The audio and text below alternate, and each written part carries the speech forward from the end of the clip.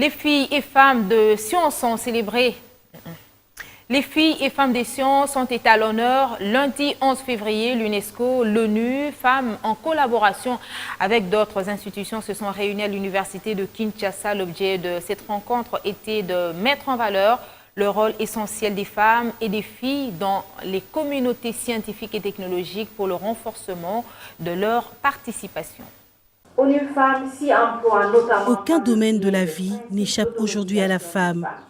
Pourtant, les statistiques démontrent que moins de 10% des femmes en RDC évoluent dans la recherche scientifique. Ce 11 février, à l'université de Kinshasa, les femmes et filles des sciences étaient à l'honneur.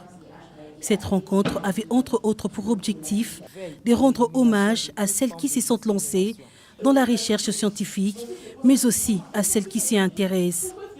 La rencontre de ce jour est donc un motif de fierté pour mon ministère et pour moi-même au regard de cette lutte inlassable que nous menons depuis des décennies pour l'habilitation et l'acceptation de la femme et de la fille congolaise en tant que partenaire à part entière au développement de notre pays.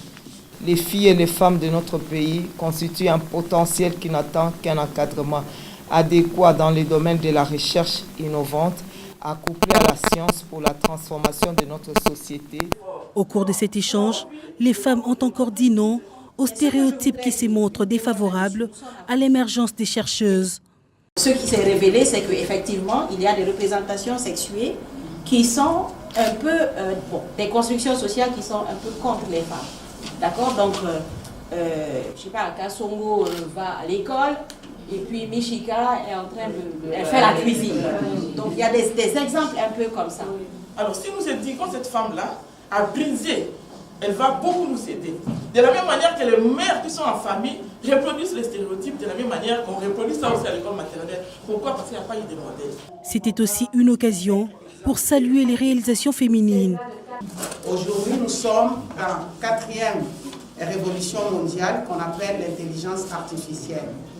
Nous savons que le monde, face à cela, nous avons même peur, parce que ça fait peur. Aujourd'hui, quand il faut remarquer, et les hommes disent toujours, surtout nous les femmes, nous disons qu'est-ce que l'homme peut maintenant faire, parce que si l'intelligence artificielle va prendre notre place, ce sont des machines qui vont réfléchir maintenant à la place de l'homme.